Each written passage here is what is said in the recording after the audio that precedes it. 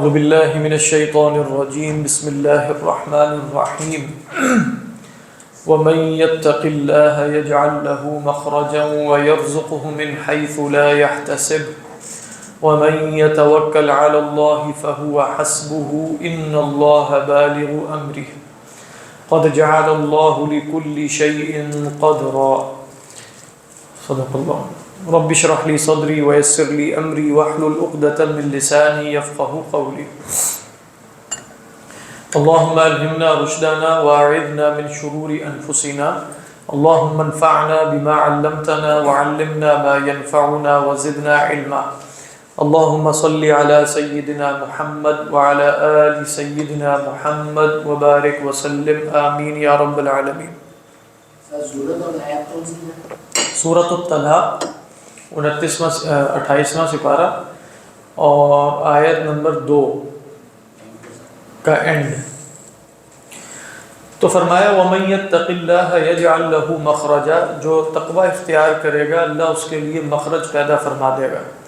لیکن اس آیت کو 2 اعتبارات سے دیکھا گیا. بعض سلف نے اس کو طلاق کے معاملات سے جوڑ کے دیکھا.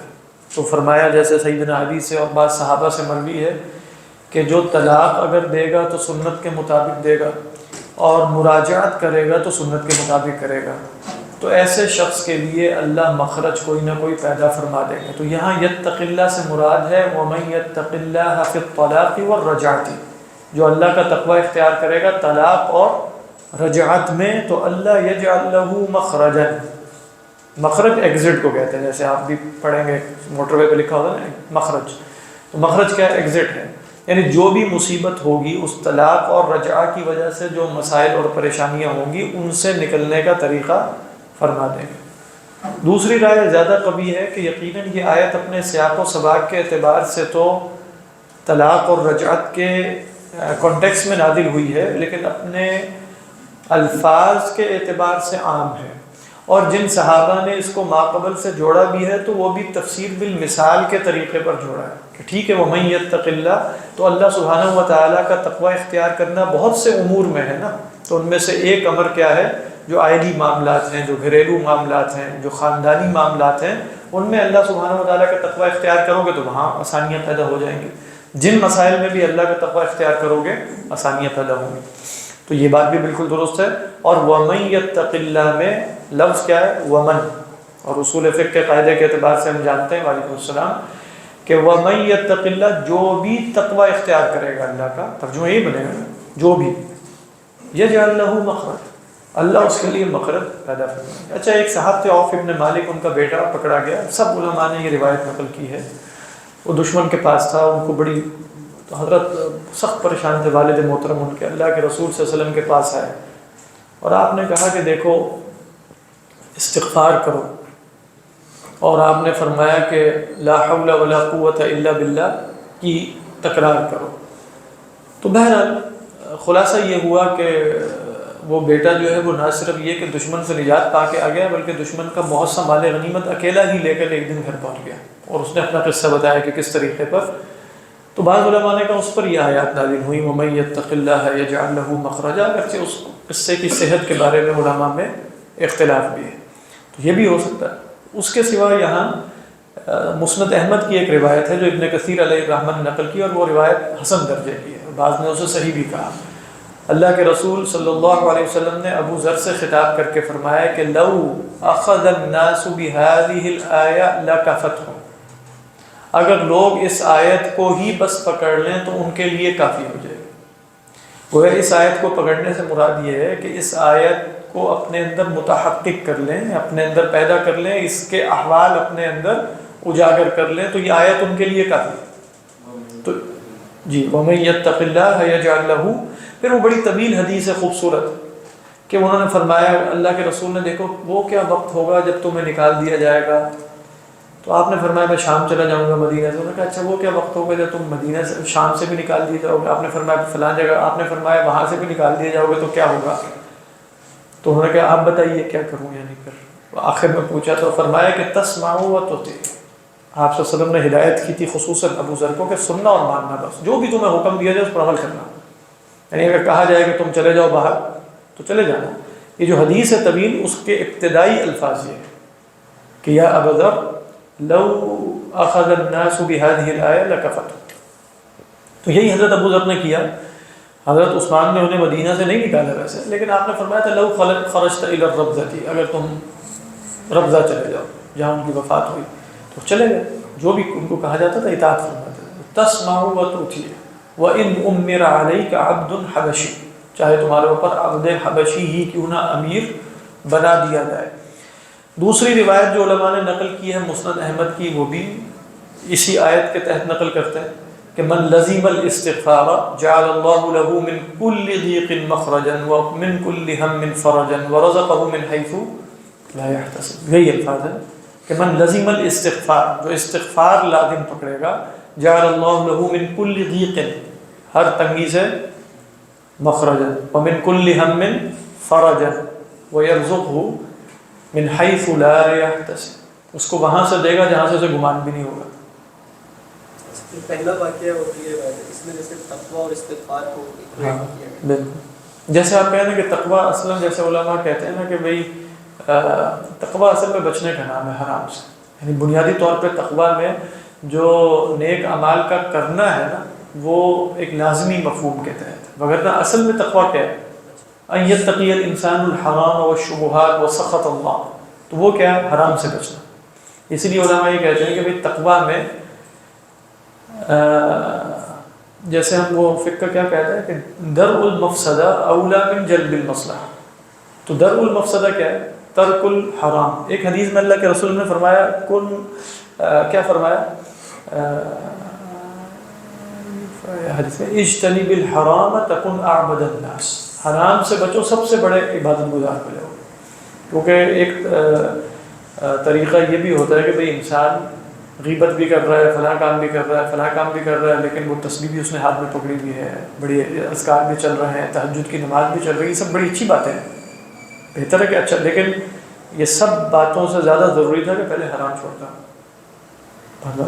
تو جس نے حرام چھوڑا ہوا ہے تو وہ اس سے بڑھ کر عبادت گزار ہے کہ جو تہجد تو پڑھ رہا ہے لیکن سارا دن حرام میں پڑا ہوا ہے. غیبت خصوصاً ایک بڑی بیماری ہے جس سے نقصان یہ ہوتا ہے کہ اس سے وہ تہجد کی نماز اس کو پہنچ جائے گی جس کی غیبت ہو رہی ہے. خیر خواہی تو ویسے غیبت میں بڑی ہے لوگوں کی دیکھا جائے، لیکن اس طرح کے معاملات میں جو قربات ہیں اس میں کوئی ایثار نہیں ہوتا. یہ نہیں ہے کہ میں جنت میں نہیں جاتا آپ چلے جائیں، یہ کوئی ایثار نہیں. خیر تو یہ ہے وَمَن يَتَّقِ اللَّهَ يَجْعَلْ لَهُ، تو یتق اللہ میں کیا ہے؟ ترک الحرام والعمل بالفرائض. یعنی اور بعض یہ کہتے ہیں کہ تقویٰ اور صبر مل کر آتا ہے. وَمَن يَتَّقِ وَيَصْبِرْ، وَمَن يَتَّقِ وَيَصْبِرْ. تو تقویٰ کیا ہے؟ شریعت ہے، اور صبر کیا ہے؟ وہ بھی شریعت ہے لیکن صبر کیا ہے؟ تقویٰ کے مقابلے میں اگر آپ صبر لیں گے تو کیا ہوگا؟ وَمَن يَتَّقِ وَيَصْبِرْ فَإِنَّ اللَّهَ لَا يُضِيعُ أَجْرَ الْمُحْسِنِينَ. تو تقویٰ میں صبر علی الطاعہ اور صبر عن المعصیہ شامل ہو گیا کہ نہیں ہوا؟ ہو گیا. تو تقویٰ کے ساتھ جب صبر آئے گا تو انسان پر دو ہی احوال ہوتے ہیں، یا انسان مخاطب ہوتا ہے امر شرعی کا، یا انسان پر وارد ہوتا ہے امر کونی. یہی دو احوال ہے، تیسرا تو کوئی ہو ہی نہیں سکتا. یعنی اس وقت میں یہاں موجود ہوں تو یا مخاطب ہوں امر شرعی کا، یا قدر کونی میرے اوپر نافذ ہو رہی. ٹھیک، تو قدر کونی اگر نافذ ہوگی تو دو ہی حالت ہوں گے، یا صبر یا شکر. بات بات ہے. اور امر شرعی ہوگا تو یا عمل کرنا ہے یا روکنا ہے. تو یہ تقویٰ ہے اور صبر ہے. تو صبر کے اندر کیا شے شامل ہوتی ہے؟ شکر. دو ہی چیزیں ہو سکتی ہیں. یعنی وَمَن يَتَّقِ وَيَصْبِرْ، لیکن یہاں یہ نہیں ہے بلکہ وَمَن يَتَّقِ اللَّهَ، تو اس میں سب کچھ شامل ہے. یہ سورہ آل عمران میں ہے مستقل، آپ دیکھیں کہ 3 جگہ تقویٰ اور صبر کو جوڑا بنایا گیا.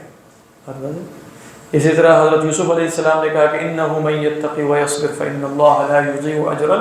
تو وہاں بھی آپ خاص طور پہ دیکھیں تقویٰ میں اشارہ کس کی طرف تھا کہ بھئی زلیخا نے جب گناہ کی دعوت دی تو یہ تقویٰ ہے. اور جو احوال آ رہے ہیں، کنویں میں ڈال دیا، جیل میں ڈال دیا، یہ سب کچھ یہ کیا ہے؟ یہ صبر. تو پوری زندگی کیا عبارت ہوئی؟ تقویٰ اور صبر. وَيَرْزُقْهُ مِنْ حَيْثُ لَا يَحْتَسِبْ، اور اسے رزق دے گا جہاں سے وہ گمان بھی نہیں کرے گا. یہ ذرا دکھانے کے لیے اس میں نا حضرت تھانوی کا بڑا زبردست ہے، وہ وَيَرْزُقْهُ مِنْ حَيْثُ لَا يَحْتَسِبْ، کیونکہ سوال یہ پیدا ہوتا ہے کہ بھئی وَيَرْزُقْهُ مِنْ حَيْثُ لَا يَحْتَسِبْ میں کئی دفعہ نظر تو نہیں آتا کہ اللہ سبحانہ و تعالیٰ رزق دے، رزق نہیں بھی مل رہا ہوتا، تنگی بھی ہو جاتی ہے. اہل تقویٰ کو تو پھر بہت ہی خوشحال ہونا چاہیے، بہت امیر ہونا چاہیے، لیکن اہل تقویٰ ایسے نہیں ہیں. اگرچہ اللہ کا وعدہ کیا ہے، یرزقہ من حیث لا یحتسب، اور یہ وعدہ بالکل حتمی اور قطعی ہے. یعنی ومن یتق اللہ یجعل له مخرجا ویرزقہ من حیث لا یحتسب ونحن نرى انه فی بعض الاحیان یکون فقیرا. تو کیا اس کو رزق نہیں مل رہا؟ اس کا جواب حضرت تھانوی نے ایسے بہت عمدہ طریقے پر دیا. دیکھیں فرماتے ہیں جو شخص اللہ سے ڈرتا ہے اللہ تعالیٰ اس کے لیے مضرتوں سے نجات کی شکل نکال دیتا ہے. یہ تو وہی ہو گیا یجعل لہ مخرجا، اور منافع عطا فرماتا ہے. چنانچہ ایک بڑی منفعت ہے رزق، سو اس کو ایسی جگہ سے رزق پہنچاتا ہے جہاں سے اس کا گمان بھی نہیں ہوتا. یہ تو ترجمہ ہو گیا وَيَرْزُقْهُ مِنْ حَيْثُ لَا يَحْتَسِبْ. اس کے بعد کیا فرماتے ہیں، اگر ضرر اور نفع دونوں، یا ضرر دور کرے گا اور نفع دو بیان ہو گئے نا. مخرج کے اندر کیا مراد ہے، ضرر دور کرے گا، اور یرزقہ من حیث لا یحتسب میں نفع ہے. تو جو اللہ کا تقوی اختیار کرے گا ضرر اس سے دور ہوا، نفع اسے حاصل ہوا. خلاصہ یہی. اور اس میں بھی آپ دیکھیں یجعل لہ مخرجا میں درء مفسدہ مقدم ہے جلب مصلحت پر، تو یرزقہ من حیث لا یحتسب بعد میں آیا کیونکہ اس کے اندر کیا ہے، جلب مصلحت. اور یجعل لہ مخرجا یہ کیا ہے، یعنی کوئی شخص جو ہے وہ جیل میں اس کو آپ ڈال دیں اور آپ کہیں کہ بھئی تمہارے لیے انواع اقسام کے کھانے کھلاتے ہیں تمہیں، وہ کہے گا یہ اچھی بات ہے لیکن پہلے مجھے یہاں سے نکالو. تو یجعل لہ مخرجا اولا ہے ویرزقہ من حیث. اب فرما رہے ہیں کہ دیکھو اشکال ہے نا اس کے اندر.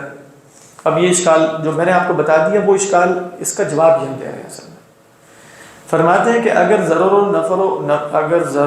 نفع و رزق اخروی لیا جائے تب تو معنی یہ ہوں گے کہ عذاب سے نجات دے گا اور جنت کا رزق دے گا. اب یہ تو حتمی ہو گیا یجعل لہ مخرجا من عذاب اللہ ویرزقہ من حیث لا یحتسب، کیونکہ لا یحتسب کا مطلب ہے جو اس کو گمان بھی نہیں ہے. تو وفیہا ما آگے بتا دیا جس کی شان یہ ہے کہ لا خطرۃ علی قلب بشر. اب دیکھنا ایک جواب یہ ہو گیا وَيَرْزُقْهُ مِنْ حَيْثُ لَا يَحْتَسِبْ لَا خَطَرَتْ عَلَى قَلْبِ بَشَرٍ. اس کو یہاں لا يحتسب کہہ دیا. اور اگر آپ کہیں گے یہ تو تم نے خام خواہ کی تخصیص کر لی، وہ تخصیص کیا کی ہے کہ تم نے یجعل لہ مخرجا میں بھی مخرج بھی اخروی لے لیا اور یرزقہ من حیث لا یحتسب میں رزق بھی اخروی لے لیا. تو بات تو دنیا کی طلاق وغیرہ کی ہو رہی ہے، تو دنیا کا بھی فائدہ بتاؤ. خلاصہ تو یہ ہے کہ ٹھیک ہے اخروی فائدہ اصل ہے ویسے، لیکن لوگوں کی تسلی اس پہ تو نہیں ہوتی. اگر ضرر و نفع دنیاوی مراد ہے تو اس کے تحقق کی دو صورتیں. بات واضح. ایک حصن کہ اکثری ہے، ایک حصن کہ اکثری ہے. اکثری سے مراد ہے اکثر ایسا ہوتا ہے، یعنی یہ بھی، لیکن ہمیشہ ایسا ہونا ضروری نہیں. اکثری ہے. ایک حصن کہ اکثری ہے کہ وہ بلا ٹل جاوے، باقی جو بلا تھی وہ ٹل جاوے، اور رزق و غیرہ کی فراغت ہو جاوے. یہ کیا ہے حصن، سب کو نظر آئے گا رزق وافر ہو گیا اور بلا ٹل گئی. اچھا. دوسرے باطنن کہ کلی ہے. کیا مطلب؟ کلی سے مراد یہ ہے کہ یہ تو ہونا ہی ہونا ہے، وہ اکثری ہے، شاید ہو جائے نہ ہو، اکثر ہو جاتا ہے، لیکن باطنن جو شے ہے وہ کلی ہے. کلی کا مطلب کیا ہوا؟ کلی کا مطلب یہ کہ جو بھی تقوی اختیار کرے گا وعدہ ہے نا اللہ کا. اگر آپ اکثری بھی لیں گے تو کبھی نہیں ہوا تو وعدہ تو غیر متحقق ہو گیا. سمجھ میں آ رہی ہے میری بات؟ اگر آپ رزق سے مراد دنیاوی رزق لازماً لینا ہے تو پھر جب بھی تقوی اختیار کیا جائے گا رزق میں اضافہ ہونا چاہیے. آپ نے کہہ دیا اکثری، تو پھر حقیقی مراد تو وہ نہیں ہو سکتی. بات والے تو کہتے ہیں دوسرے باطنن کے کلی ہے کہ اس بلا پر صبر ہو جاوے. بہت اہم بات ہے. آپ کہیں گے کیسے انہوں نے، کیونکہ پیچھے آ رہا ہے وَمَن يَتَّقِ اللَّهَ، جو واقعی متقی ہوگا اس پر بلا آسان ہو جائے گی کہ نہیں. سمجھ میں آ رہی ہے کہ نہیں بات؟ وَمَن يَتَّقِ اللَّهَ کا مطلب ہے یجعل لہ مخرجا. جیسے ہم پچھلے دنوں بات کر رہے تھے پچھلی صورت میں کہ جو خدا کو نہیں مانے گا اس کو خدا کے بغیر رہنا پڑے گا نا پھر. تو یہاں کیا فرمایا جا رہا ہے وَمَن يَتَّقِ اللَّهَ يَجْعَل لَهُ مَخْرَجًا. تو مخرج تو اس کے پاس ہر وقت ہوگا، اس کا عزیز رخصت ہو، جو مرضی رخصت ہو، مخرج ہے. مخرج ہے اس کے پاس کہ نہیں ہے. ایمان مخرج ہے، یہاں مراد کیا ہوگی؟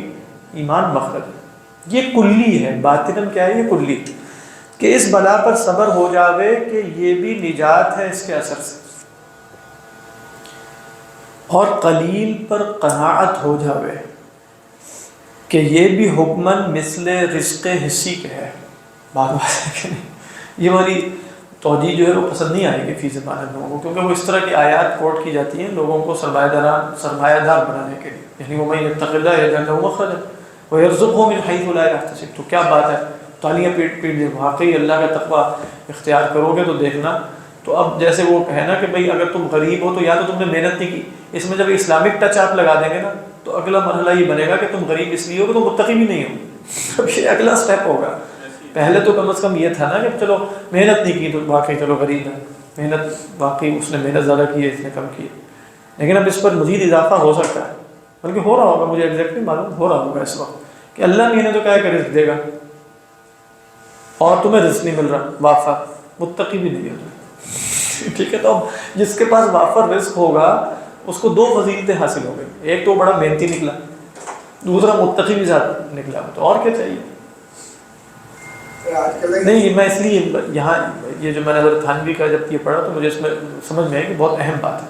لیکن مجھے تو سمجھ نہیں لگی ابھی آپ نے کہا تھا کہ یہ آپ کو تو اگر کئی نشستوں میں لگاتار آئیں گے تو بولنے کا موقع ملے گا. اچھا بتا دیں کیا سمجھ میں نہیں. ابھی آپ کہہ رہے تھے کہ وہ سامنے والی بات جیسے آپ نے مجھ سے پہلے بتایا تھا جنت والی آخر کی وہ بات تو ٹھیک ہے، اگر اس معنی میں لیتے ہیں وہ تو چلے سمجھ لیتے. لیکن پھر یہ یہاں پہ بھی دنیاوی معاملے میں بھی آپ نے مطلب بات نہیں، اس کو آخرت میں نہیں پھیرا، یہی فرق ہے. لیکن پہلی بات میں آپ کو سمجھ گیا. اصل میں اس کو صرف اخروی کیوں نہیں لے رہے حضرت تھانوی؟ اس لیے کہ یہ جس سیاق میں بات آ رہی ہے نا اس میں ہے کیا بھئی گھریلو معاملات فلاں، اس میں دل کا سکون ابھی چاہیے کچھ ان مسائل میں. جیسے گھریلو معاملات اگر خراب ہو جائیں تو جیسے بالکل قلبی سکون بھی رخصت ہو گیا، فلاں مسائل بھی ہو گئے، آگے نان نفقے کی بات آ رہی ہے، اس کے لیے بھی کچھ نہ کچھ ہونا چاہیے وغیرہ وغیرہ. تو وہ کہتے ہیں کہ بھئی دنیا، تو کہتے ہیں کہ دنیا میں حقیقی مخرج بلاؤں کا نہ ہونا ہے، یا دنیا میں حقیقی مخرج بلا آنے کے بعد اس کی تاثیر اور اثر کا کم ہو جاتا ہے. حقیقی مخرج کیا ہے؟ دنیا دار البلا اور امتحان ہے کہ نہیں؟ تو کیا دنیا ایسی ہوگی کہ متقی شخص پر آزمائشیں اور مصیبتیں اور بلائیں نہ آئیں؟ سمجھ میں؟ وہ تو آنی ہے. پھر متقی اور غیر متقی میں کیا فرق واقع ہوگا؟ سمجھ میں آ رہی؟ متقی کے پاس مخرج کیا ہوگا؟ اگر آپ مخرج یہ لیں کہ بلا ہی نہیں آئے گی یا بلا آتے ہی ٹل جائے گی، آپ بات ہے پھر تو سب متقی ہو جائے گی. مطلب متقی ہونا تو پھر جیسے بہت ہی ایک اچھا پیکیج ہے. تو وہ بتانا یہ چاہ رہے ہیں کہ دیکھو اگر تم تقویٰ کی حقیقت پر غور کرو تو تقویٰ کی حقیقت اصلاً یہ ہے کہ تم خدا کو مانتے ہو، تمہیں یہ معلوم ہے کہ جو مصیبت آتی ہے خدا کے اذن سے ہے. قُلْ لَن يُصِيبَنَا إِلَّا مَا كَتَبَ اللَّهُ، اور جو بھی آتی ہے اس میں خیر ہے. عَجَبًا لِأَمْرِ الْمُؤْمِنِ إِنَّ أَمْرَهُ كُلَّهُ لَهُ خَيْرٌ إِنْ أَصَابَتْهُ سَرًّا شَكَرَ فَكَانَ خَيْرًا لَهُ وَإِنْ أَصَابَتْهُ ضَرًّا صَبَرَ فَكَانَ خَيْرًا لَهُ. یہ مفہوم بولے اور یہ فی نفسی ہی درست ہے کہ اگر انسان کا اللہ سے تعلق نہیں ہوگا تو مصیبت اور ہوگی، اللہ سے ہے تو مصیبت اور ہوگی. کسی کا عزیز دنیا سے رخصت ہو گیا، اللہ کو ماننے کے نتیجے میں وہ رخصتی اور فراق ہمیشہ کا ہے یا وقتی اور محدود ہے؟ بالفعل وقتی اور محدود. یہ وہ مفہوم بتانا چاہ رہے ہیں کہ دیکھو یہ پھر یہ مفہوم کیوں لیا جا رہا ہے؟ اللہ کا وعدہ اس میں یہ نہیں ہے کہ اگر اللہ کا تقوی اختیار کرو گے تو شاید ہم مخرج نکال لیں. اگر یوں کہا جاتا نا وَمَن يَتَّقِ اللَّهَ يَجْعَل لَّهُ مَخْرَجًا إِن شَاءَ وَيَرْزُقْهُ مِنْ حَيْثُ لَا يَحْتَسِبُ إِن شَاءَ، تو ہم کہتے ہیں ہاں بالکل ٹھیک ہے. لیکن یہاں تو شرط اور جواب شرط بنا دیا. جیسے ادھر یہ شرط ہے تو اس پر کیا متحقق ہو جائے گا؟ جواب شرط، یعنی وَمَن يَتَّقِ اللَّهَ کیا ہوگا اس پر؟ يَجْعَل لَّهُ مَخْرَجًا. تو اب ہم نے ایسا مخرج کلی نکالنا ہے. سمجھ میں آ رہی ہے؟ یہ کلی کا لفظ جو ادھر آیا تھا، ایسا مخرج کلی نکالنا ہے جو تقویٰ کے نتیجے میں لازماً متحقق ہو جائے. اور ہم نے ایسا رزق کلی نکالنا ہے یرزق من حیث لا یحتسب جو لازماً تقویٰ کے نتیجے میں متحقق ہو جائے. اگر آپ ایسا رزق کلی اور ایسا دوسرا کیا بتایا، ایسا مخرج کلی نہ نکال سکے تو پھر آیت کا عموم باطل ہو جائے گا۔ آیت کا کیا باطل ہو جائے گا؟ عموم۔ آیت تو اپنے عموم پر ہے، وَمَن يَتَّقِ اللَّهَ يَجْعَلْ لَهُ مَخْرَجًا وَيَرْزُقْهُ، یہ ہے وجہ دنیا میں اس کے اس، اور یہ فی نفسی بالکل درست بات ہے۔ ابھی تھوڑی سی بات رہ گئی، وہ بھی سن لیں۔ نہیں سمجھ میں آ گئی نا یہ بات کیا ہے، یعنی یہ اشکال کیا ہے اور کس اشکال کا جواب ہے؟ اگر ہم وہ والا جو مطلب انہوں نے آخر بھی ہم زبردستی اس کا مطلب یہ مطلب جیسے آپ کہہ رہے ہیں نا کہ نکالنا ہی پڑے گا، وہ نام نکالنے کیا کریں گے؟ اگر اسی پہ اتفاق کیا تو جا سکتا ہے جب کسی کو کر سکتے ہیں، بالکل کر سکتے ہیں، کوئی حرج نہیں، کوئی حرج نہیں۔ لیکن آپ دیکھیں کہ یہاں اگر آپ آیات پہ غور کریں گے نا تو مخرج سے مراد ہے دنیاوی مخرج ہے۔ ہاں پیچھے تو نقل نہیں کیا، مطلب ہو سکتا ہے اس سے پہلے نقل کیا لیکن فوری نہیں جوڑا انہوں نے اس کو بالکل عموم میں لیا، اس لیے اس کو کہہ رہے ہیں کہ باطناً کلی ہے۔ اصل میں نا وہ بات آپ کی بالکل درست ہے، اور وہ قرآن مجید میں ہر جگہ ہے۔ یہاں جس طریقے پہ نا آگے بھی آپ پڑھیں گے، جیسے آگے آپ پڑھیں وَمَن يَتَوَكَّلْ عَلَى اللَّهِ فَهُوَ حَسْبُهُ، یہ توکل دنیا میں ہونا ہے کہ آخر میں؟ دیکھو دنیا میں ہے۔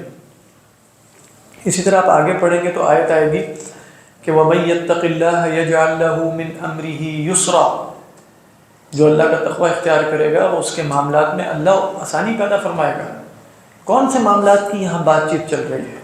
یہ سب وہ معاملات ہیں جو عائلی معاملات ہیں، خاندانی معاملات ہیں، پریشانی کے معاملات ہیں، گھریلو معاملات ہیں۔ تو یہ سارا سیاق اصلاً کیا ہے؟ دنیا کی بات ہو رہی، دنیا کی بات ہو رہی۔ حضرت ہم بتا یہ رہے تھے کہ اگر اس آیت کا ایک فہم لیا جائے کہ وَمَن يَتَّقِ اللَّهَ يَجْعَلْ لَهُ مَخْرَجًا، تو یہ شرط اور جواب شرط ہے۔ تو شرط اور جواب شرط کا مطلب یہ ہے جو بھی اللہ کا تقوی اختیار کرے گا اسے مخرج ملے گا، جو بھی اللہ کا تقوی اختیار کرے گا اسے ایسی جگہ سے رزق ملے گا جو سان گمار میں بھی نہ ہو، یہ حتمی وعدہ ہے۔ اب اس پر ایک اشکال یہ وارد ہوتا ہے جس کا جواب حضرت تھانوی علیہ الرحمہ دے رہے ہیں کہ بھئی ایسا ہوتا تو نہیں۔ اگر آپ رزق سے مراد رزق کا وافر ہونا حصی معنی میں لیں تو متقی حضرات پر بھی کئی دفعہ بلکہ اکثر دفعہ رزق جو ہے وہ وافر نہیں ہوتا، تنگ ہوتا ہے، تو پھر اللہ کے اس وعدے کا کیا کریں؟ وَيَرْزُقْهُ مِنْ حَيْثُ لَا يَحْتَسِبُ، بات واضح۔ بظاہر کئی دفعہ وہ مصیبتوں اور پریشانیوں میں گھرا ہوتا ہے، مخرج اللہ یہ کہہ رہے ہیں وَمَن يَتَّقِ اللَّهَ يَجْعَلْ لَهُ مَخْرَجًا، وہ تو مخرج میں نہیں ہوتا۔ أَشَدُّ النَّاسِ بَلَاءً الْأَنْبِيَاءُ ثُمَّ الْأَمْثَلُ فَالْأَمْثَلُ۔ تو بظاہر اس آیت کا اگر ایک خاص مفہوم لیا جائے تو میں ابھی جیسے بتا رہا تھا کہ موٹیویشنل سپیکرز ہیں وہ آپ کو بتاتے ہیں کہ بھئی اگر آپ غریب ہیں تو آپ خود اپنے وجہ سے غریب ہیں۔ اب وہ میں کہہ رہا تھا اس پر ایک اضافی دلیل یہاں سے ان کو لے لینی چاہیے کہ اگر آپ فقیر ہیں تو صرف یہ نہیں کہ آپ کام چور ہیں، آپ متقی بھی نہیں ہیں۔ اگر متقی ہوتے تو یرزقہ من حیث لا یحتسب، نہیں بات تو ٹھیک ہے، اس طرح کا تڑکا شڑکا آج کل لگ جاتا ہے آیات کا تو لگا کیا حال ہے لگا نا، یہ میں نے ویسے ڈائریکٹ سنا نہیں، آپ نے سنا ہے؟ کہاں سنا؟ نام ہاں جو بھی ہیں وہ کیا سنا آپ نے؟ فاؤنڈیشن پہ ہے جو، اچھا انہوں نے یہ کہا تھا کہ ہم اصل میں تقویٰ نہیں ہمارے اندر، اس لیے ہمارے فائنینشلی جو ہے نا ویک ہیں۔ اوہ گڈ، نہیں تو بس یہی میں بتانا چاہ رہا ہوں۔ لیکن وَمَن يَتَّقِ اللَّهَ يَجْعَلْ لَهُ مَخْرَجًا کا اگر یہ فہم لیں گے تو یہی مطلب ہے اگر آپ غریب ہیں، آپ کے پاس ایسی جگہوں سے کوئی خزانے نہیں نکل رہے، آپ نے اپنے گھر کا جو ہے وہ کھودا، صحن کھودا تو نیچے سے اگر کوئی تجوری نہیں نکلی اور اس میں جو ہے وہ دیگچی نہیں نکلی جس میں سونے چاندی کے ہیں، یا اوپر سے خان نہیں اترا تو اس میں آپ متقی نہیں۔ پھر آپ کہیں گے کہ اکثر صحابہ تو متقی نہیں تھے، ویسے اصحاب صفہ میں سے تو کوئی بھی متقی نہیں تھے، وہ بہت تنگی میں رہتے تھے مستقل، لیکن مطلب نتیجہ تو یہی نکلے گا نا انڈیا کا۔ کبھی مومن والی مثال بھی انہوں نے دی تھی وہی پہ۔ اچھا وہ المومن القوی سے مراد المومن القوی فی مالی، وہ ٹھیک ہے کچھ بھی لوگ کہہ سکتے ہیں، لیکن اب حضرت تھانوی کی تفسیر آپ دیکھیں تو آپ کو بات سمجھ میں آئے گی۔ تو اس اشکال پر ہم حضرت تھانوی کا پڑھ رہے تھے۔ حضرت تھانوی نے یہ کہا تھا کہ اگر ضرر و نفع و رزق اخروی لیا جائے تو تب تو جیسے انہوں نے فرمایا اشکال ختم ہو جاتا ہے، تب تو معنی یہ ہوں گے کہ عذاب سے نجات دے گا اور جنت کا رزق دے گا، جس کی شان یہ ہے کہ لا خطرت علی قلبی بشر۔ اس کو یہاں لا یحتسب کہہ دیا، اس کو یہاں کیا کہہ دیا؟ لا يحتسب۔ اور دیکھیں اب یہ جو اتنی سی عبارت ہے نا حضرت تھانوی کی، مطلب یہ اتنی سی عبارت ہے کہ اس میں مطلب خام خواہ صفحہ سیاہ کرنے کی ضرورت نہیں تھی، اس میں مفہوم پورا آ گیا مراد آیت سے کیا ہو سکتی ہے۔ اور اگر ضرر و نفع دنیاوی مراد ہے، ٹھیک ہے، یہ اصل میں اشکال ہے، تو اس کے تحقق کی دو صورتیں، ایک صورت جو ہمارے دل کو بھاتی ہے وہ حسن ہے، ایک حسن یہ ہے کہ اکثر ہی ہے کہ وہ بلا ٹل جائے اور رزق وغیرہ کی فراغت ہو جاوے، یہ ہو جائے، اکثر ہو بھی جاتا ہے، اچھی بات ہے، لیکن یہ بھی کلی نہیں ہے نا، تو آیت میں تو کلی کی بات ہو رہی ہے، تو آیت کا حقیقی مفہوم تو یہ بھی نہیں ہو سکتا۔ اگر آپ کہہ دیں اکثر ہوتا ہے تو جن 10 مواقع پہ نہیں ہو رہا اس کا کیا کریں، وہ متقی نہیں ہے کیا؟ اور باطناً کے کلی ہے، وہ کیا ہے کہ اس بلا پر صبر ہو جاوے، یہ ہے مخرج۔ اس لیے اللہ کے رسول صلی اللہ علیہ وسلم نے گویا اس کی تفسیر کر دی ہے، ان صبر فکان خیر لہ، اگر صبر کرے گا تو خیر ہوگا، اس کے لیے تو مخرج ہی ہوا نا۔ اچھا یہاں پہ تقویٰ کی بات ہوتی ہے نا، شرط جو ہے وہ تقویٰ پہ مترتب ہے، تقویٰ کا متحقق ہونا اس کی جو حیثیت، یہ بھی تو ایک مشکل چیز ہے، یعنی بہت مشکل ہے، اکثر ہی نہیں ہوگا۔ ہاں، لیکن آپ یہ کہیں گے نا کہ اگر آپ جن کے بارے میں ہمیں یقین ہے کہ وہ متقی، جیسے میں نے کہا صحابہ صفہ ہے، صحابہ ہے، فلاں ہے، فلاں ہے، اگر آپ اس آیت کو اپنے عموم پر لیں تو گویا پھر ہمیں کچھ بڑی شخصیات کے بارے میں بھی، کیونکہ وہ اثر مترتب نہیں ہوا نا، تو ہم کہیں گے کہ وہ متقی نہیں، تو ان کے متقی نہ ہونے کا تصور تو ہمارے لیے گناہ ہے۔ نہیں، دیکھو اصل میں کیا ہے، جو بھی متقی ہوگا، شرط مفہوم مخالف نہیں ہے اس میں کوئی بھی، نہیں، دیکھو جو بھی متقی ہوگا اس پر کیا ہوگا، وَمَن يَتَّقِ اللَّهَ، اس کو رزق وافر ملے گا، ٹھیک ہے، جو بھی متقی ہوگا رزق وافر ملے گا۔ اس کا مطلب کیا ہوا کہ بھائی من یتق اللہ عموم ہے، اس عموم میں جو بھی ہوگا، جو بھی شامل ہوگا، ہر فرد وہ وافر رزق ہوگا، بس۔ اب یہ شرط میں تو ہوتا ہی مفہوم مخالف ہے، یعنی شرط میں تو ایسے اختلاف بھی نہیں ہے، یعنی وہ اس میں مفہوم مخالف وہ نہیں ہو سکتا کہ کسی اور ذریعے سے بھی، یہ ہو سکتا ہے کہ بھئی ہم کہیں کہ اسے رزق وافر حاصل ہے لیکن وہ متقی نہیں ہے، لیکن یہ نہیں ہو سکتا کہ وہ متقی ہو اور رزق وافر حاصل ہو، یہ ممکن ہی نہیں۔ تو لہذا ہم کہیں گے کہ واقعی تقویٰ کا متحقق ہونا تو ہمیں نہیں پتہ، لیکن کچھ اشخاص ایسے ہیں کہ جن میں تحقق ہونا ضروری ہے، ان کو بھی رزق وافر حاصل نہیں، تو پھر صحابہ میں تو حضرت عبد الرحمن ابن عوف اور حضرت عثمان ہی متقی ثابت ہوں گے، باقی تو رہ جائیں گے۔ تو یہ اشکال بالکل ٹھیک ہے، آپ کو اس آیت کی وہ تفسیر کرنی ہے جو کلی ہے، جو کیا ہے، جو کلی ہے، جس میں تمام افراد شامل ہیں، کوئی بھی استثناء نہ ہو، جو بھی متقی ہوگا اس کے لیے مخرج ہے، اور اگر اس کو وہ مخرج حاصل نہیں ہوتا نا، اس کے تقوی میں مسئلہ ہے، سیدھی سی بات ہے، یہ تو وہی بات آ گئی جو بالکل وہی بات ہے، لیکن اس میں واقعی تقوی میں مسئلہ، یعنی مثال کے طور پہ کسی مصیبت آئی ہے اور وہ جزا و فضا کرتا ہے اور خدا کے بارے میں شکوہ شکایتیں شروع کر، تقوی میں مسئلہ ہے نا، سیدھی سی بات ہے۔ یعنی جب آپ اس مخرج کو کلی لیں گے تو جہاں وہ جواب شرط متحقق نہیں ہوگا وہاں تقویٰ میں مسئلہ ہوگا۔ جس کو دنیا سے محبت ہے اور وہ دنیا میں رزق حلال پر قناعت، اسے جیسے فرما رہے ہیں قناعت نصیب نہیں ہوتی، اس کے تقویٰ میں مسئلہ ہے کہ نہیں ہے؟ مسئلہ یہ تو کلی ہو گیا، اس میں کوئی شک نہیں رہا۔ اس کے وافر کو سر خیر و برکت میں بے کریں گے یا عام دنیاوی جو ہم نے، ہاں وہی ہم کہہ رہے ہیں، رزق وافر اگر حصن ہو نا تو وہ تو کلی نہیں ہے کہ جس میں آپ واقعی کہیں گے 10 روپے 50 ہو گئے، 50 100 ہو گئے، یہ تو کلی نہیں ہو سکتا، یہ مراد نہیں ہے آیت سے۔ اب وہ کیا مراد ہے، آپ کہہ سکتے ہیں برکت ہو جائے، قناعت ہو جائے، وہ بتا رہے ہیں، وہ یہی بتا رہے ہیں، دیکھیں یہ سن لے پورا، تو کہتے ہیں دوسرے باطنن کے کلی ہے، اس بلا پر صبر ہو جاوے کہ یہ بھی نجات ہے اس کے اثر سے، بلا کے اثر سے، اور قلیل پر قناعت ہو جاوے، ٹھیک ہے، بالکل موٹیویشن اسپیکرز کے الٹ ہی ہو گیا، یعنی وہ کہہ رہے تھے یرزقہ من حیث لا یحتسب میں وہ کیا فرما رہے ہیں، یرزقہ من حیث لا یحتسب کی تفسیر یہ کر دی کہ قلیل پر قناعت ہو جائے، یعنی بالکل ہی الٹ ہو گئی، یہ خود ہی سوچیے، بالکل ہی الٹ ہوگی کہ نہیں ہوگی، جو مفہوم بیٹھ گئے۔ تو کہتے ہیں قلیل پر قناعت ہو جاوے کہ یہ بھی حکمن مثل رزق حصی کے ہے، کیوں ہے؟ آپ کہیں یہ حکمن مثل کیا فرمایا، رزق حصی کے ہے، کیوں ہے وہ بتا رہے ہیں کہ ہے اثر سکون و طمانینت میں، کیونکہ ان دنوں رزق وافر سے لینا کیا تھا، سکون و طمانینت، اطمینان اور سکون. ٹھیک ہے, تو کہہ رہے ہیں قناعت سے بھی کوئی دولت نصیب ہوتی. تو ان دی اینڈ جو یرزقہ من حیث لا, اور یہ لا یحتسب کیسے ہوا؟ اچھا یہ سوال رہ جاتا ہے تو وہ تو لا یحتسب تو کیا بتائیں گے ابھی دیکھیں. اور اس کو لا یحتسب کہنا بئی معنی ہوگا کہ ظاہراً تو سکون نفس کا طریقہ فراخی رزق ہے, قناعت سے سکون من حیث لا یحتسب کیا ہے؟ لیکن قناعت کا آنا بھی تو من حیث لا یحتسب. بالکل بالکل, وہ خود قناعت کا یعنی خود قناعت کا مل جانا بھی دولت ہے. اور یہ بھی لیکن اگر کوئی کر کے کہ نہیں رزق ہی بتاؤ, تو کہہ رہے ہیں کہ بھئی رزق وافر سے ہوگا کیا؟ سکون و اطمینان ہوگا. تو قناعت سے ہو جائے سکون و اطمینان, تو یہ خلاف عادت خرق عادت نہیں ہو گیا؟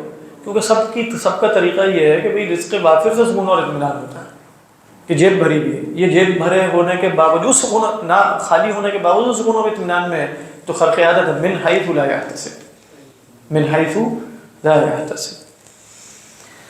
فرماتے ہیں اور مجموعہ سورتین مذکورتین کے احد الجزئین کا تحقق کلی و دائمی ہے. سمجھ میں آ رہی؟ یعنی جو دو صورتیں مذکورتین کا کیا تھا, یعنی ہم نے بتایا کہ یا تو حسن ہوگی یا باطنن ہوگی, کہ ان میں سے دو صورتوں میں احد المذکورتین جو ہے نا, اس کا جو احد الجزئین جو ہیں دونوں میں, اس کا تحقق کلی ہے. اس کا تحقق کیا ہے؟ کلی ہے. اصل آیت کی تفسیر وہ ہوگی جس کا تحقق کلی ہے. جس کا تحقق اکثری ہے وہ آیت کی تفسیر بھی اکثری تو ہو سکتی ہے. یہ آخری بات کا مطلب یہ ہے کہ یا اس میں ہوگا یا اس میں ہوگا. ہاں نہیں, احد الجزئین کا مطلب ہے ان میں سے جو دوسرا ہے نا اصلا وہ, یعنی جو ہم نے دو بتائی اس میں تو ہم نے کہہ دیا وہ حسن ہے اور اکثری ہے, تو وہ کلی اور دائمی تو نہیں ہے. لیکن فرمایا احد الجزئین کا تحقق کلی و دائمی. بات واضح؟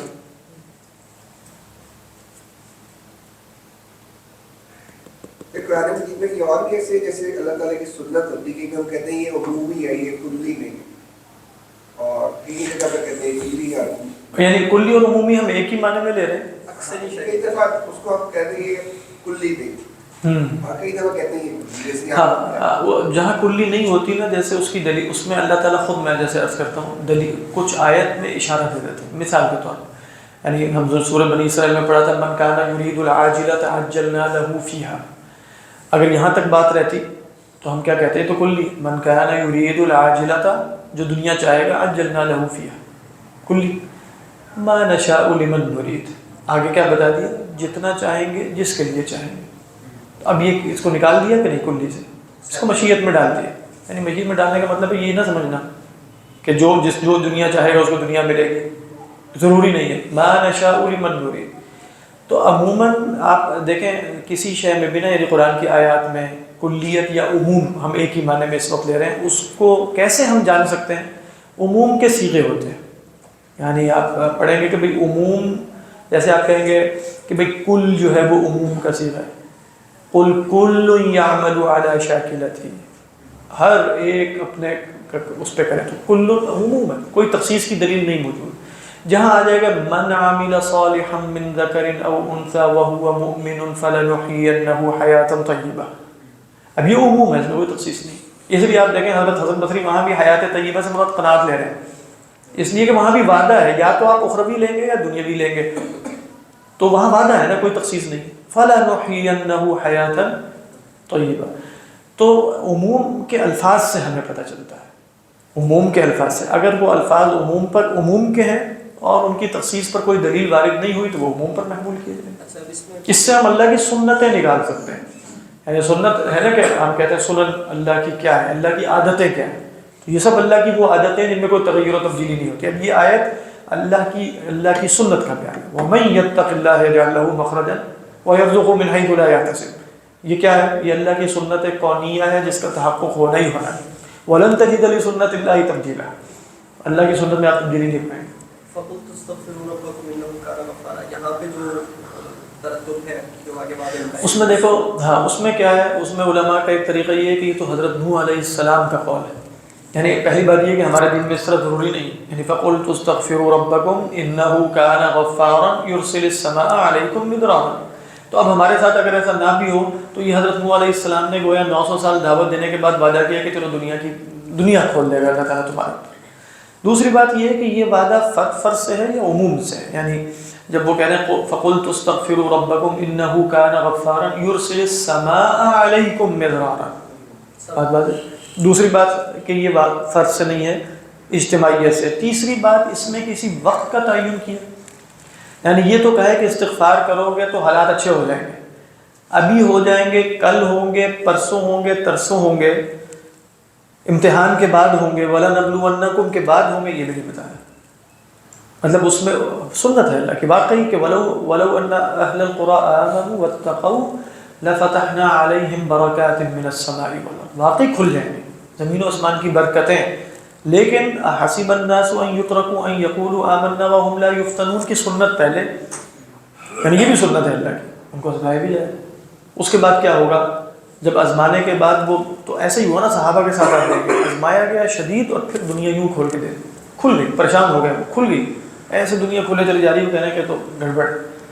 تو یہ بھی اللہ کی سنت ہے، وہاں بھی یہی اسی طرح کی تصویر کی ہے کہ وہ بھی ٹھیک ہے، ممکن یہ بھی انجاز وعدہ ہے کہ آپ کو یہ عین جو چیز ہے اس کی جگہ اس سے اولا کوئی دے دیا جائے، جیسے قرات یا یہ چیزیں تو وہ بھی یہ بھی انجاز وعدہ کی صورت۔ ہاں ہو سکتا، لیکن ویسے وہاں جیسے بہت چیزیں تعین کے ساتھ بتا دی نا، یرسل السماء، یہاں تو کہہ دیا مخرج کا لفظ بہت عام ہے، رزق بھی جیسے رزق بھی عام ہے، وہاں جیسے تعین کے ساتھ یرسل السماء علیکم مدرارا ویمددکم باموال وبنین، اموال بھی کہہ دیا، وبنین ویجعل لکم جنات ویجعل لکم انہارا۔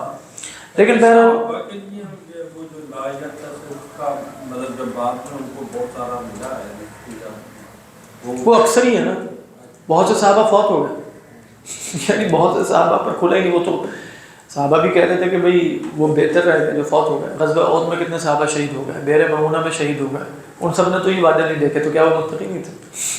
یعنی ان دین تو ہم نے اس کا وہ جواب شرط تلاش کرنا ہے نا جو کلی ہو، تو یہ کلی تحقق ہے، بات واضح۔ سر اس میں یرزقون جو ہے لفظ، اب اس کی کوانٹٹی کو کیسے ڈیفائن کریں؟ کس کی کوانٹٹی؟ وَيَرْزُقُهُ، مطلب یہ کتنا کے رزق؟ ہاں دیکھیں، یہی تو ہم نے بتایا کہ وہ اصلاً جو تحقق کلی ہے نا، تحقق کلی جس میں ہم نے کہا، وہاں رزق کا کوانٹیفائی ہونا تو جیسے پیش نظر ہے ہی نہیں، یعنی جب آپ کہیں گے نا کہ بھئی رزق کتنا ہوگا، تو یہ تو آپ اس کی کوانٹیفیکیشن جا رہے ہیں، جو وہی پہلے والا جو آرگیومنٹ ہے کہ جو متقی لوگ ہیں، ہاں اتنا سا بھی مل گیا تو اس نے کہنا ہے کہ کیا ہاں، بات ہے؟ اس کا مطلب یہ ہوا کہ یہ جو چیز ہے نا، جو یرزق من حیث لا یحتسب ہے، یہ ایک ایسی شے ہے جو کوانٹیفائیبل نہیں ہے۔ یہ شکر اور قناعت اور یہ جو ہم نے بتایا، یہ ان سب چیزوں کو آپ جیسے کوانٹیفائی کر کے نہیں بتا سکتے۔ تو اصل میں تو آپ کہیں کہ چونکہ رین آف کوانٹٹی ہے نا جس ایرا میں ہم رہتے ہیں، تو وہاں تو وہ کہیں گے کہ مطلب ان کا یہی وہ بتائیں گے، وہ کہیں گے رزق کا مطلب ہے 10 روپے کے 20 ہونے چاہیے، سیدھی بات ہے، یعنی 10 روپے ہیں تو 10 روپے ایک خاص کوانٹٹی ہے، تو اس میں جب اضافہ ہوگا تو وہ 10 کے 11 تو کم از کم ہونا، وہ آپ کہیں کہ وہ بڑی برکت مل گئی لیکن 10 کے 9 ہو گئے، یہ کہیں گے یہ کون سا اضافہ ہے؟ تو اس اضافے کو جدید ذہن نہیں سمجھ سکتا نا، کیونکہ وہ پورے کا پورا کھڑا ہوا کس پہ ہے؟ وہ کوانٹیفیکیشن پہ کھڑا ہے، کوانٹٹی ہوتی ہے، نمبرز ہوتے ہیں۔ اب تو کوانٹٹی بھی جو ہے نا، نمبرز بھی ویسے کوانٹٹی ہے، 1 2 3 4 5 6، وہ نمبرز کی حد تک ہے۔ کچھ لوگوں کے لیے پیسہ کوئی شے میٹر نہیں کرتا، ان کے لیے نمبرز میٹر کرتے ہیں۔ پیسہ تو غریب لوگوں کے لیے میٹر کرتا ہے کہ چلو ہمارے پاس 10,000 روپے 20 ہو گئے فلاں ہو گئے، تو ابھی نمبرز ہیں۔ لیکن کچھ لوگ ایسے ہوتے ہیں کہ بھئی جن کے لیے اب پیسہ اتنا ہے کہ وہ ان کی ضروریات تو اگلی 100 سال تک پوری ہو رہی ہے، اب ان کے لیے جو شاید میٹر کر رہی ہوتی ہے وہ کیا ہے کہ ہمارے نمبرز کتنے ہوں گے، نمبر ادھر نمبر نہیں ہے نا، بینک اکاؤنٹ میں جو بھی ہوگے وہ نمبرز ہی ہوں گے۔ تو یہ اس لحاظ سے اس آیت کو سمجھنا بڑا اہم ہے، واللہ اعلم، یعنی وگرنہ اس کے اندر سے پھر وہی جو جراثیم آج کل آیت سے نہیں برآمد ہو سکتے، فہم سے، یعنی فہم سے وہ جراثیم برآمد ہوں گے جو ہو رہے، جیسے بتا دیا انہوں نے کہ وہ کہہ رہے ہیں کہ بھئی ہم چونکہ ہم فائنینشلی کمزور اس لیے کہ متقی ہیں، یہ اسی آیت کا مطلب ہے، وَمَن يَتَّقِ اللَّهَ يَجْعَل لَّهُ مَخْرَجًا وَيَرْزُقْهُ مِنْ حَيْثُ لَا، وَأَنْتَ مَا عِندَكَ رِزْقٌ، تو کیا ہے؟ آپ لست متقیًا، یعنی آیت بھی کوٹ کی گئی ہے، یہی والی ہاں مجھے نہیں ویسے پتا تھا، ابھی تک میں نے ویسے کسی کو سنا نہیں تھا، لیکن مجھے تھا کہ یہ اس پر محنت کرنی چاہیے ان لوگوں کو، اس آیت سے استدلال کرنا چاہیے اصول، بات تو بنتی ہے، تو اب استدلال ہو چکا ہے، اللہ ٹھیک، یعنی نظر ٹھیک لگائی ہوئی ہے لوگوں نے، واقعی کوئی یہ آیت واقعی قابل استدلال ہے ایک سطحی فہم کے نتیجے میں، لیکن ان کو مطلب یہ نہیں سمجھ میں آ رہا ہوگا کہ اس سے کتنے خطرناک نتائج نکل سکتے ہیں، کیونکہ اگر وہ آیت کی حیت پہ غور کریں گے نا تو شرط اور جواب شرط ہے، اگر یہ شرط پائی جائے گی تو جواب شرط ہوگا۔ اللہ نے اس کو اسی طرح بیان کیا، یہاں جیسے مشیت کا بھی ذکر نہیں کیا، ہوتا سب اللہ کی مشیت کے ساتھ ہے، مشیت کا کوئی ذکر نہیں ہے ادھر۔ سر انہوں نے جو سٹوری سنائی تھی انہوں نے ایسی بیس کیا تھا، تقویٰ اختیار کیا تھا جیسے وہ بتا رہے تھے، تو ان کا مخرج نکل آیا تھا، فائنینشلی کافی زیادہ وہ اسٹرانگ ہے، تو انہوں نے وہی اپلائی کیا کہ تم بھی ایسا کرو گے تو ہو جائے گا۔ ہاں اللہ کرے سب کے ساتھ ہو جائے، لیکن مطلب یہ اس آیت کا فہم نہیں ہے، یہ اس آیت کا فہم نہیں ہے۔ خواہش تو ہماری بھی یہی ہوگی کہ ہم بھی کہیں ہاتھ ڈالیں تو وہ سونے کا بن جائے، مطلب میں نہیں کہہ رہا کہ ہم پیسے کی خواہش ہمارے اندر، پیسے تو سب کو محبوب ہے، لیکن آیت اپنے پیسے کی محبت میں ہم آیت کا فہم تو نہیں بدل سکتے نا، کہ ہم کہیں گے نہیں اب بالفرض میں کروڑ پتی اور ارب پتی ہوتا تو میں کہتا نہیں ایسے ہی ہے، وَمَن يَتَّقِ اللَّهَ يَجْعَل لَّهُ مَخْرَجًا، تو یہ میرے پاس پیسہ میرے متقی ہونے کی وجہ سے نہیں، یہ مفہوم نہیں آپ لے سکتے۔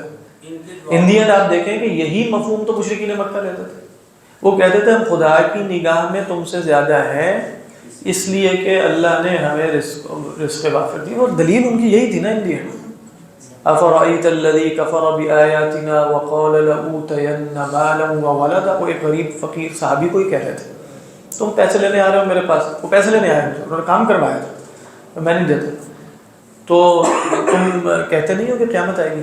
ہاں ہم تو یہی کہتے ہیں۔ انہوں نے کہا کہ مجھے دنیا میں ملا ہوا ہے نا، تو قیامت کے دن بھی مجھے ملے گا، وہاں میں دوں گا، لأوتین، یعنی وہ کیا کہہ رہا ہے لأوتین، دنیا میں تو ہے میرے پاس لیکن لأوتین مالا وولدا اطلع الغیب ام اتخذ عند الرحمن عہدا کلا سنکتب ما یقول، کیا ہے آگے، وَنَرِثُهُ مَا يَقُولُ وَيَأْتِينَا فَرْدًا۔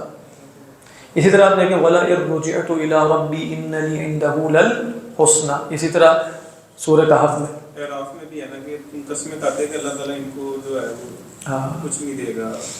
ہاں بالکل، أَهَٰؤُلَاءِ الَّذِينَ أَقْسَمْتُمْ لَا يَنَالُهُمُ اللَّهُ بِرَحْمَةٍ ادْخُلُوا الْجَنَّةَ لَا خَوْفٌ عَلَيْكُمْ وَلَا هُمْ۔ اسی طرح سورہ کہف میں جو دو باغ والوں کا قصہ، اس میں بھی کیا ہے وَلَئِن رُدِدتُّ إِلَىٰ رَبِّي لَأَجِدَنَّ خَيْرًا مِّنْهَا، اس کے پیچھے دلیل ہر جگہ یہی تھی کہ رزق وافر گویا خدا کا محبوب ہونے کی دلیل ہوتی ہے۔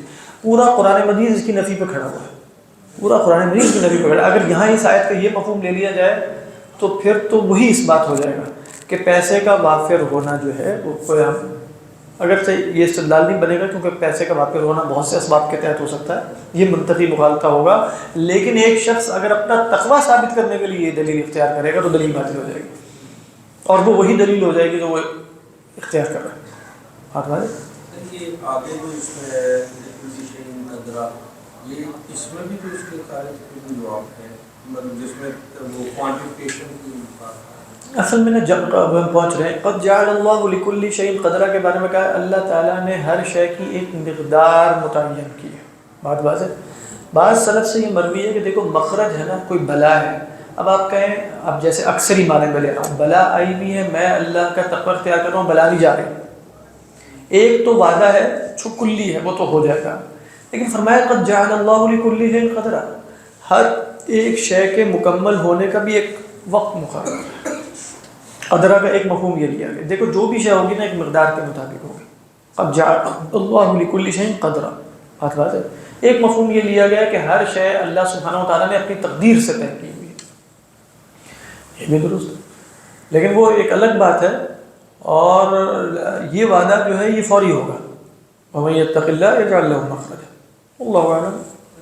وہ جو جوزی جو ہے سید الخواصر باپ آتا تھا پہلے، بس مجھے سمجھ آ گئی تھی پوری تھی کہ رسوا نہیں کرتا تھا، ہاں بالکل لیٹ ڈاؤن نہیں کرے گا، ہاتھ کسی دے ہاتھ چھوڑ دے، وہ والا انسان وہی اس لیے آپ دیکھیں نا کہ جو شخص یہ مطلب یہ چیزیں ایسی آپس میں جڑی ہوئی ہیں، جو شخص یہ سمجھ رہا ہے کہ خدا مجھے چھوڑ چکا ہے اور خدا نے اپنے وعدے پورے نہیں کیے اور خدا نے جو کرنا چاہیے تھا اسے نہیں کیا، تو اب اسے اپنے تقوی کے بارے میں ذرا کوشچن مارک اٹھانا چاہیے. سیدھی سی بات ہے. یعنی اگر آپ دیکھیں کہ وہ یہ ایسی چیز ہے کہ گویا تقوی کی جزا تقوی ہی ہے. وَمَن يَتَّقِ اللَّهَ يَجْعَل لَّهُ مَخْرَجًا کا مطلب یہ کہ تقوی ہی مخرج ہے. یعنی فی نفسی جس کی جو ہم تفسیر ابھی کلی والی کی ہے اس میں مخرج خود تقوی ہے, اور اگر مخرج نہیں ہے تو تقوی نہیں ہے. عجیب سی بات ہے ویسے, مطلب اللہ تعالیٰ سب مصیبتوں سے بچائے, لیکن انڈین بتایا یہی جا رہا ہے. وَمَن يَتَّقِ اللَّهَ یعنی قاعدہ ہے یہ کہ جو متقی ہوگا مخرج ہوگا, اس کے پاس مخرج ہوگا. وَيَرْزُقْهُ مِنْ حَيْثُ لَا يَحْتَسِبُ.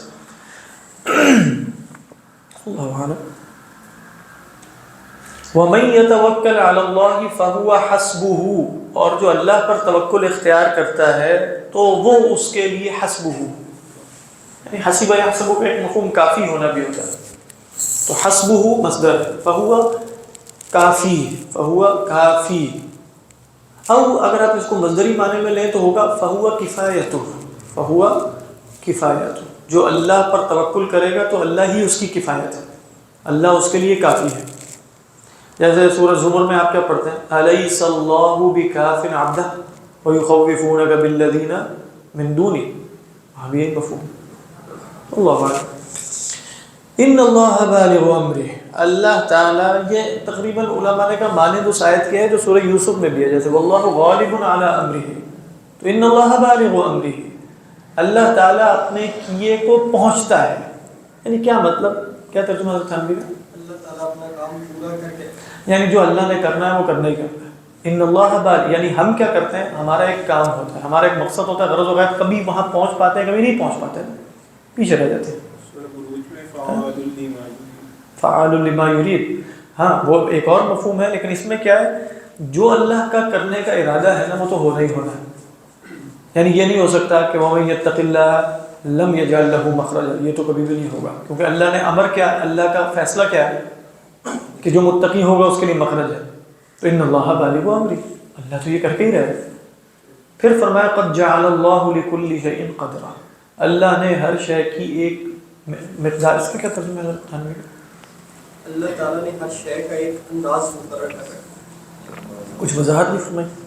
اس پہ لکھا ہے, اور اسی کے موافق اس کا ایقاع کرینِ حکمت.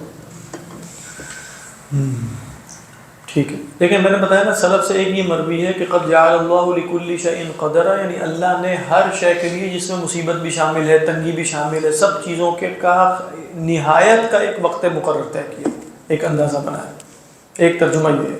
ایک ترجمہ یہ کہ قد جعل اللہ لکل شیء قدرا, اور قدر سے مراد اللہ سبحانہ وتعالیٰ کی مشیت اور قضاء سابق ہے. قدر سے کیا مراد ہے, اللہ کی مشیت, جس کو ہم قدر کا عقیدہ بھی کہتے ہیں. اللہ نے ہر شے کے لیے ایک قضاء سابق طے کی ہے. کیا مطلب, جو بھی شے ہوگی وہ اللہ کی قضاء سابق کے مطابق ہوگی. جیسے اِنَّا كُلَّ شَيْءٍ خَلَقْنَاهُ بقدر, تو یہاں بھی کیا فرمایا, قد جعل اللہ لکل شیء قدرا. ایک مفہوم. یہ آپ کے یہاں ترجمہ کیا ہے, اندازہ مقرر.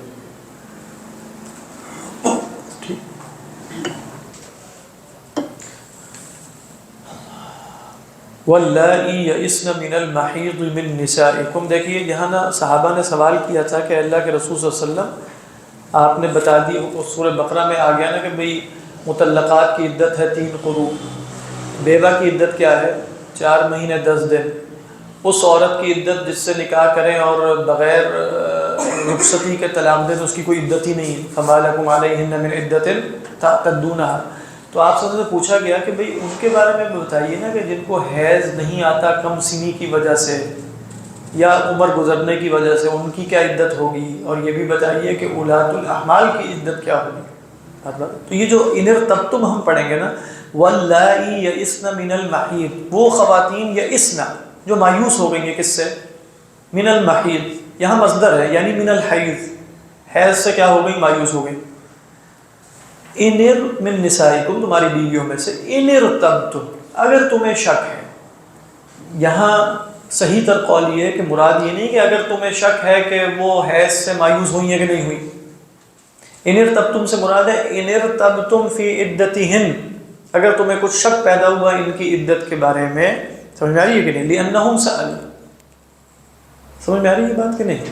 سر اب یہ شک حیض کے حوالے سے ہی ہوگا؟ یہ نہیں، یہ شک یہ تھا کہ ان کی عدت کس طرح طے ہوگی. بات واضح. تو ان ارتبتم کا مطلب ہے ان ارتبتم فی عدتہن فانا اخبرکم بہا، تو میں تمہیں بتا دیتا ہوں.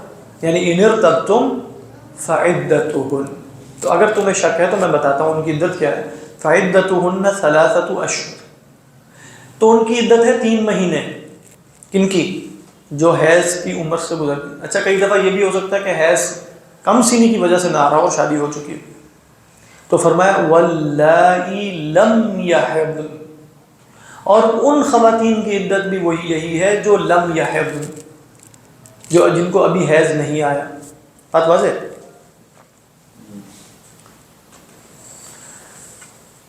اچھا یہ تو ہو گیا کن کا؟ جن کو حیض نہیں آتا ان کی عدت کا بیان. وہ کیا ہے؟ 3 مہینے.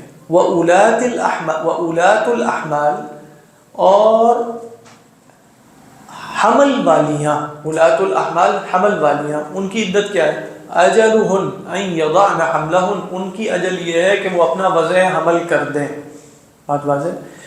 یہاں علماء اور ائمہ اربعہ سب کا اتفاق ہے اس بات پر کہ اگرچہ اجماع نہیں ہے، اتفاق ہے، کیونکہ میں عرض کرتا ہوں کہ یہاں تمام حاملات کی عدت کا بیان، چاہے وہ بیوہ ہو یا چاہے وہ مطلقہ ہو. چاہے وہ کیا ہو؟ بیوہ ہو یا مطلقہ، دونوں صورتوں میں اس کی عدت وضع حمل ہے. چاہے بیوہ 1 دن بعد وضع حمل کر دے اس کی عدت ختم ہو جائے گی. اور اس پر صحیح روایات جن پر ائمہ اربعہ کا اتفاق ہے، وہ سبیعہ ایک خاتون تھی رضی اللہ تعالی عنہا، جو سعد ابن خولہ یا خولہ ابن سعد رضی اللہ تعالی عنہ کی بیوہ تھیں، جو شہید ہو گئے ایک غزوے میں. تو چند ہی دنوں بعد ان کی وہ ہو گئی وضع حمل. تو اللہ کے رسول صلی اللہ علیہ وسلم کے پاس گئیں اور انہوں نے بتایا کہ آپ صلی اللہ علیہ وسلم نے فرمایا تمہاری عدت ختم ہو چکی ہے، اب تم شادی کر سکتی. بات بات ہے. تو 4 مہینے 10 دن بھی نہیں ہے ان کی عدت، کیا ہے؟ وضع حمل. اور اگر بالفرض وضع حمل 4 مہینے 10 دن سے آگے نکل جائے، 8 مہینے بعد وضع حمل ہو بالفرض، تو تب تک عدت چلتی رہے گی ان کی. اسی طرح جو مطلقہ خاتون ہے 10 دن میں وضع حمل ہو جائے عدت ختم، 8 مہینے چلتی رہے تب بھی اس کی عدت وضع حمل ہی رہے گی. بات بات ہے. یہ ائمہ اربعہ کا موقف ہے. حضرت عبداللہ ابن مسعود اس پر کہا کرتے تھے کہ جو چاہے میرے سے ملاعنت کر لے اس مسئلے میں، اور کہتے تھے کہ میں قسم کھاتا ہوں اور پتہ نہیں اس طرح کہ یہ سورۃ النساء الصغریٰ جو ہے وہ سورۃ النساء الکبریٰ کے بعد نازل ہوئی ہے. اور وَأُولَاتُ الْأَحْمَالِ أَجَلُهُنَّ میں اولات الاحمال میں کوئی تخصیص نہیں ہے. اولات الاحمال سواء من المتوفیات عنہن ازواجہن اور من المطلقات، وہ سب کی سب اس میں شامل ہیں. حضرت اس میں اختلاف 2 صحابی سے مروی ہے، حضرت علی اور حضرت عبداللہ ابن عباس. وہ کیا فرمایا کرتے تھے؟ ابعد الاجلین. یہ آپ سنیں گے کہ ابعد الاجلین کا مطلب کیا ہے؟ دیکھا جائے گا کون سی اجل زیادہ دور ہے اس کی عدت ہوگی. یعنی مثال کے طور پہ اس کے 3 حیض ہے نا عدت، جیسے 3 مہینے آپ فرض کر لیں، تو اب وضع حمل اس کا 1 مہینے بعد ہو گیا، تو اب 1 مہینے میں عدت ختم نہیں ہوگی، 3 مہینے پوری کرے گی. ابعد الاجلین. بات ہے. اسی طرح اگر حمل بعد میں ہونا ہے اور دوسری عدت پوری ہو رہی ہے تو پھر ابعد الاجلین کیا ہے؟ وہ حمل ہے. تو انہوں نے ابعد الاجلین جب کہا تو کبھی وہ وضع حمل ہوگا اور کبھی وہ وضع حمل نہیں بھی ہوگا نا. بات ہے. تو بہرحال بعض علماء نے یہ بھی نقل کیا اس جگہ کہ انہوں نے رجوع کر لیا تھا اس رائے سے. اللہ عالم، اللہ بہتر جانتا ہے. لیکن خلاصہ یہ ہے کہ اب اس پر جیسے اجماع حاصل ہو چکا ہے کہ وَأُولَاتُ الْأَحْمَالِ أَجَلُهُنَّ أَن يَضَعْنَ حَمْلَهُنَّ. صدق اللہ العظیم.